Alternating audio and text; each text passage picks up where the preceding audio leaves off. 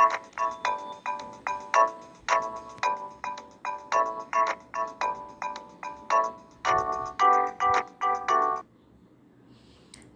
बच्चों, आप सभी का इस वर्चुअल क्लासरूम में स्वागत है। और आज हम फिर से उपस्थित हुए हैं अपना एक नया टॉपिक लेकर। वह होगा कक्षा 10वीं से, और हमारा आज का विषय है गणित भाग 1 मैथ्स पार्ट 1।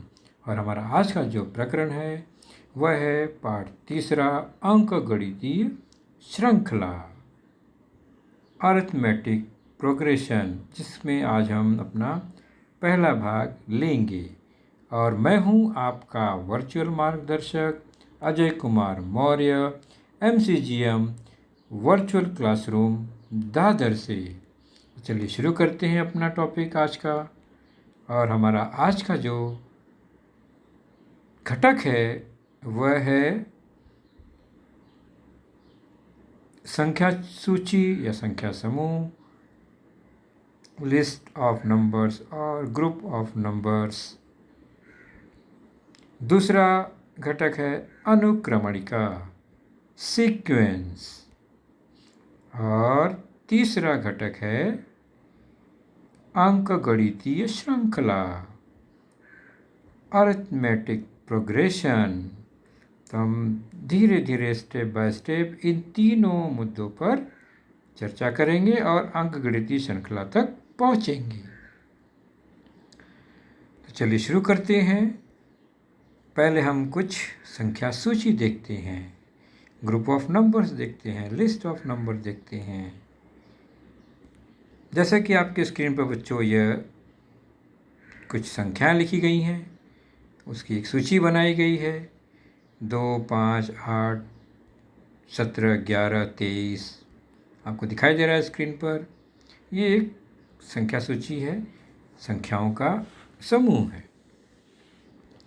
लेकिन इस सूची में संख्याओं में कोई भी क्रम संबंध नहीं है।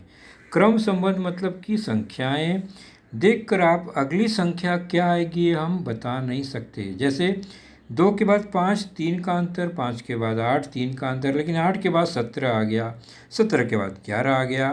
तो यहाँ पर ये जो संख्या है, सूची है, ग्रुप है, इसमें कोई क्रम संबंध नहीं है। ओके, चलिए थोड़ा सा इसमें चेंजेस करते हैं ऑर्डर को।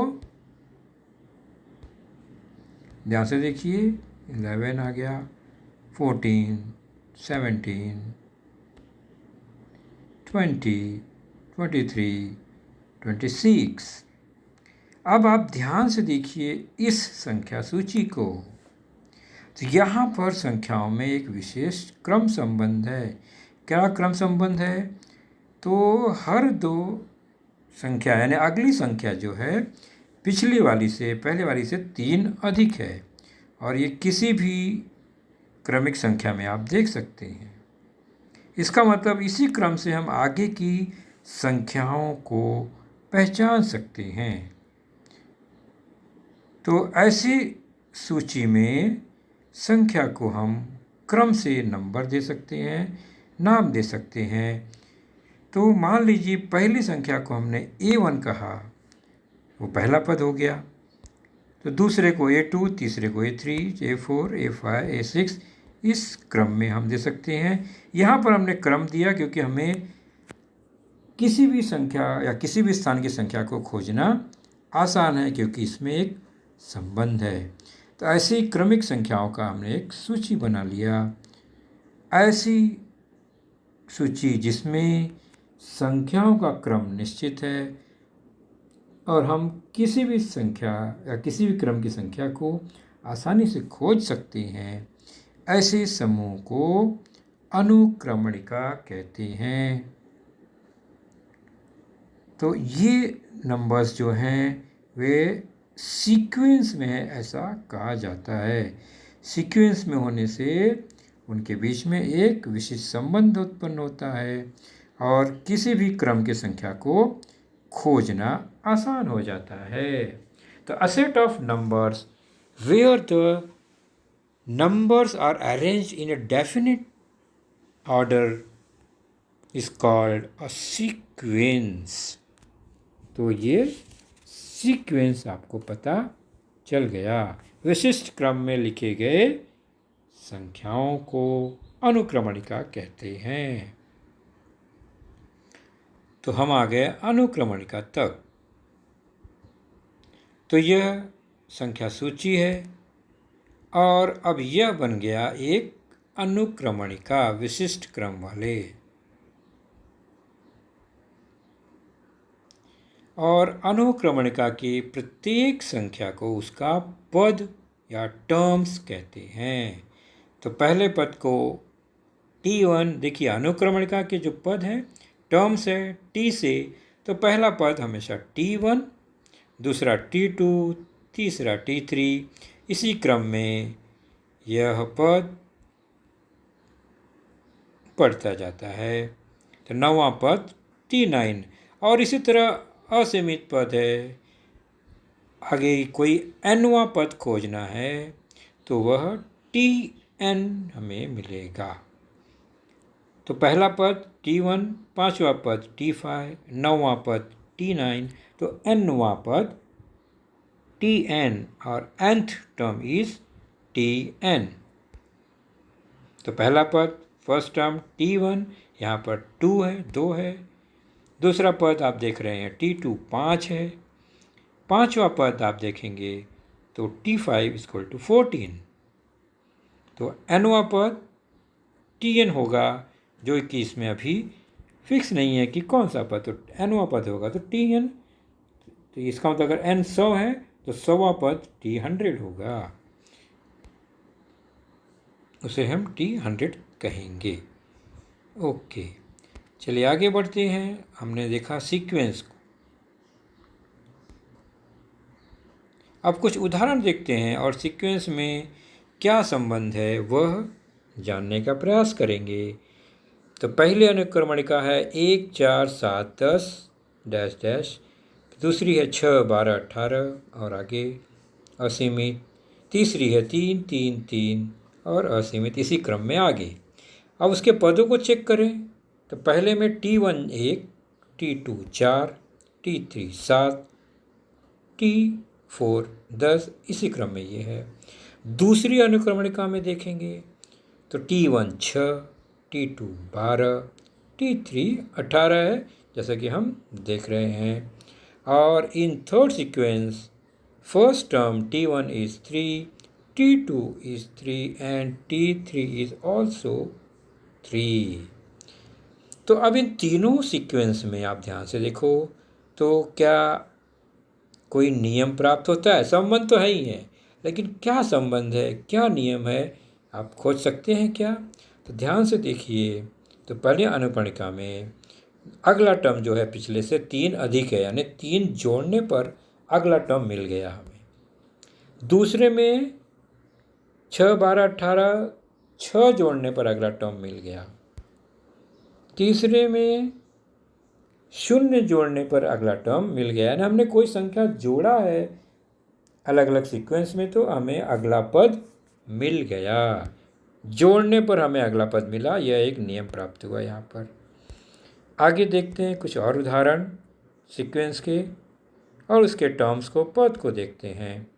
तो चौथे सीक्वेंस में पहला पद T1 4, T2 16, T3 64। Fifth sequence में first term is -1, second term is -1.5, third term is -2। And in sixth sequence first term T1 is 1 cube, second term is 2 cube and third term is 3 cube and so on। यहाँ पर क्या relation मिल रहा है, क्या संबंध है? तो हम चेक करते हैं। चौथे में अगला पद मिलने के लिए 4 से गुणा किया गया है। Next term is found by the multiplication of 4। Fifth sequence में -0.5 को जोड़ा गया है, या यूँ कहें कि 0.5 घटाया गया है, तो अगला पद मिला है। और सिक्स्थ में संख्या के घात 3 किया गया है, यानी घन लिया गया है। क्यूब ऑफ नंबर्स, तो हमें मिल गया वह अगला पद। तो 1 का घन, क्यूब ऑफ 1, क्यूब ऑफ 2, तो क्यूब लिया नंबर का तो हमें अगला पद मिल गया। यहाँ भी नियम प्राप्त हुआ, लेकिन यहाँ थोड़ा अलग नियम हुआ। पहले हमें जोड़ने पर मिले थे 3 उदाहरण, यहाँ पर गुणा से मिले और घन से भी प्राप्त हुए। इसका मतलब सीक्वेंस में कई नियम मिक्स हो सकते हैं अगला पद प्राप्त करने के लिए। तो हमने देखा कुछ अनुक्रमणिकाओं के पदों में कोई निश्चित संख्या जोड़ने पर अगला पद प्राप्त होता है, बराबर, यानी जोड़ने पर हमें अगला टर्म मिला। Next term is obtained by adding a particular number two the previous number, तो हमें अगला पद मिलता है। दूसरा है कुछ अनुक्रमणिकाओं के पदों में किसी निश्चित संख्या से गुणा करने पर हमें अगला पद प्राप्त होता है। मतलब the next number is obtained by multiplying the previous term by a particular number.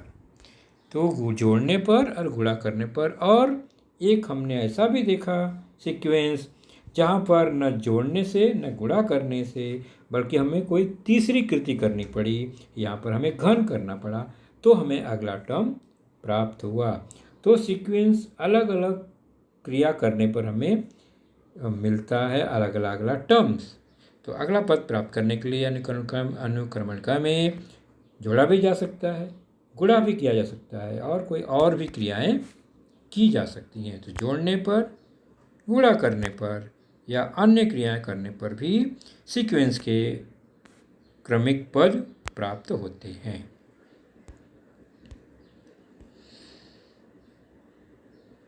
तो अंकगणितीय श्रृंखला क्या है फिर इसमें से? तो जिन अनुक्रमणिकाओं में अगला पद प्राप्त करने के लिए कोई पद जोड़ना पड़े, यानी जोड़ की क्रिया द्वारा किसी पद में कोई संख्या जोड़ने पर अगला पद प्राप्त हो, तो वह अरिथमेटिक प्रोग्रेशन या अंकगणितीय श्रृंखला होती है। मतलब अगर अंकगणितीय श्रृंखला है तो हमें अगला पद कोई निश्चित संख्या जोड़ने पर ही वह पद प्राप्त होगा। वह निश्चित संख्या हमेशा कांस्टेंट रहेगा। तो किसी भी पद में निश्चित संख्या जोड़े गए तो अगला पद प्राप्त हो जाएगा। और जिस अनुक्रमणिका में पहले पद में किसी संख्या से गुणा करने पर प्राप्त हो, तो वह जो श्रृंखला है, अनुक्रमणिका है, वह भूमितीय श्रृंखला कहलाता है, ज्योमेट्रिक प्रोग्रेशन। तो यहाँ पर 2 सीक्वेंस मिली, एक अरिथमेटिक प्रोग्रेशन, दूसरा जियोमेट्रिक प्रोग्रेशन। अरिथमेटिक में अगला पद के लिए संख्या जोड़ना पड़ता है, ज्योमेट्रिक प्रोग्रेशन में अगला पद प्राप्त करने के लिए निश्चित संख्या से गुणा करना पड़ता है। तो हमें केवल पहला अनुक्रमणिका चेक करना है, देखना है, अरिथमेटिक प्रोग्रेशन, अंकगणितीय श्रृंखला। चलिए, यह एक संख्या सूची और यह एक अनुक्रमणिका, और इसमें चूंकि संख्या पद में कोई एक पद जोड़ने पर अगला पद प्राप्त हुआ है और उसको हम अगर नाम दे देते हैं पदों को T1, T2, T3, T4 क्रम से, तो पहला पद T1 2 है, दूसरा T2 5, तीसरा T3 8, और क्रमिक पदों के अंतर यानी दूसरे पद में पहला पद घटाने पर क्या मिला? 3। पांचवें में से चौथा घटाए तो क्या मिला? पांचवा पद है हमारा 14 और चौथा है 11, घटाने पे मिलता है 3। कांस्टेंट मिला, यानी यही जो अंतर है उसी को वह कांस्टेंट संख्या जो जोड़ने पर हमें अगला पद मिल रहा है। तो अगर Tn+1 अगला नंबर है तो उसमें से पिछला Tn घटाएंगे तो एक फिक्स संख्या मिलती है जिसे हम सामान्य अंतर D दर्शाते हैं, D से दर्शाते हैं। तो जब किसी टर्म में अगले पद में से पिछला पद घटाने पर सामान्य अंतर फिक्स रहता है, डी मिलता है, तो यही अंकगणितीय श्रृंखला है।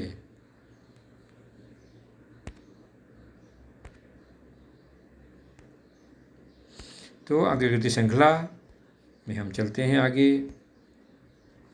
कुछ जरूरी क्रम देखने को मिलेगा अभी। जैसे कि हमने देखा कि अगला यानी टी यानी कोई अगला पद में से पिछला पद घटाए तो सामान्य अंतर मिलता है।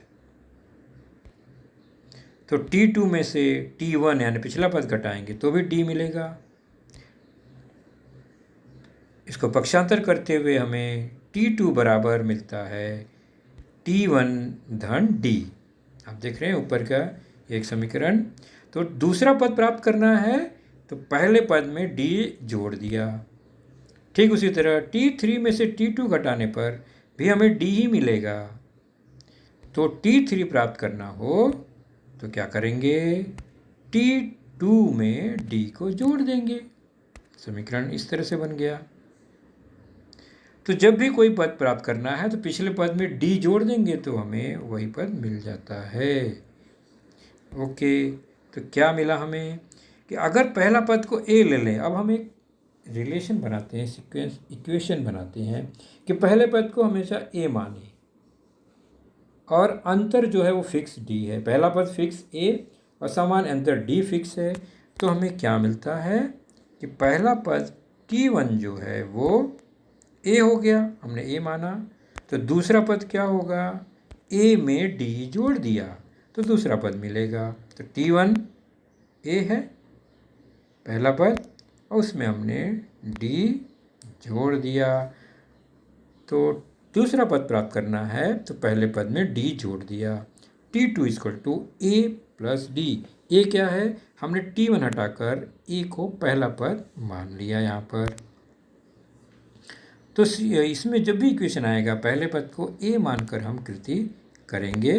धीरे धीरे प्रैक्टिस द्वारा समझ में आ जाएगा। तो प्रथम पद A सामान्य अंतर D। तो पहला पद लेना हो तो पहला पद A ही है। दूसरा पद तो पहले पद में D जोड़ दिया तो A प्लस D हो गया दूसरा पद। तीसरा पद क्या होगा, तो दूसरा पद A प्लस D है, हमने ऊपर देख लिया। इसमें और एक बार D जोड़ दिया तो तीसरा पद मिल गया, या यूँ कहें A प्लस 2D। तो T3 बराबर A प्लस 2D। यहाँ पर हर टर्म को प्राप्त करने के लिए जो सूत्र मिल रहा है वह A और D के रूप में ही हम प्राप्त कर रहे हैं। तो T3 निकालना है तो A प्लस 2D, क्योंकि पहला पद पता ही है और डिफरेंस पता है। अब T4 चौथा निकालना है तो पहला पद हमें पता ही है A प्लस 2D जो था उसमें और एक D जोड़ दिया तो 3D बन गया। यह चौथा पद प्राप्त हुआ। अब ध्यान से आप निरीक्षण करेंगे तो T5 निकालने के लिए पहले पद में 4D जोड़ना पड़ेगा। अब निरीक्षण कीजिए, दूसरा पद के लिए A में 1D जोड़ा, तीसरा पद के लिए A में 2D जोड़ा, 3 है तो 2D। T4 4 है तो उसमें 3D जोड़ा, यानी जितना T के साथ है उससे एक कम D के साथ है, यानी उतना कम D। पांचवा पद है तो अब समझ में आ गया आपको, 4D जोड़ना होगा। तो छठा पद है तो 5D, 10वां पद है तो 9D, यानी A में 9D जोड़ेंगे। इस तरह से यह एक सामान्य सा हमें सूत्र मिल रहा है। तो हमें n अगर Tn प्राप्त करना है, nवां पद, तो A में क्या जोड़ेंगे, जो T का पद है उससे एक कम, यानी nवां है तो n में एक कम D, n-1D। तो n अगर 100 होगा तो यहाँ 100 माइनस 1 99 हो जाएगा। n अगर 1000 होगा तो यहाँ 1000 माइनस 1 तो 999 डी हो जाएगा। तो जो भी है उससे एक कम डी का हम यहाँ पर एक समीकरण बनता है ए और डी के रूप में। यानी हमें पहला पद पता है, समान अंतर पता है, तो हम उस अनुक्रमणिका का कोई भी पद ज्ञात कर सकते हैं। तो हमने देखा कि T3 ज्ञात करना है तो A में 2D जोड़ा, T4 ज्ञात करना है तो A में 3D जोड़ा, यानी 3 है तो 2D, 4 है तो 3D, तो n है तो n-1D। तो अंकगणितीय श्रृंखला का nवां पद ज्ञात करने का यह एक सूत्र मिला, Tn = A + n-1D।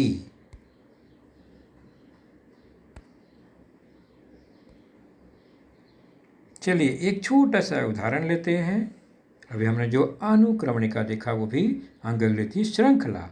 तो यहाँ पर चेक करना है कि अनुक्रमणिका दी गई है, बताना है कि वह अंकगणितीय श्रृंखला है या नहीं, और अगर श्रृंखला है तो उसमें एक सामान्य अंतर होगा, वही हमें बताना है। पहली अनुक्रमणिका 2 4 6 8। तो हल कैसे करेंगे?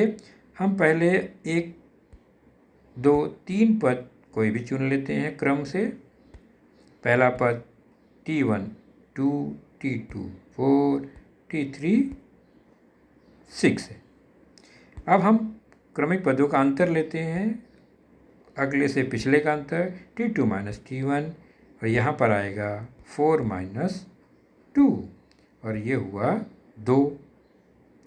फिर एक क्रमिक जोड़ी लेते हैं, T3 - T2 का अंतर चेक करते हैं, 6 - 4, T3 6 है, T2 4, तो आ गया 2। समान अंतर कांस्टेंट है, फिक्स है। इसका मतलब ये श्रृंखला जो है, सॉरी ये जो अनुक्रमणिका है वह अंकगणितीय श्रृंखला है, क्योंकि यहाँ पर सामान्य अंतर d फिक्स है। तो सामान्य अंतर d का मान स्थिर है, इसलिए अनुक्रमणिका अंकगणितीय श्रृंखला है। और सामान्य अंतर हमने निकाल ही लिया, वह क्या है? 2। तो बच्चों अंकगणितीय श्रृंखला में आज यहीं तक। अपना ख्याल रखिए, खूब प्रैक्टिस कीजिए। Goodbye, take care, thank you.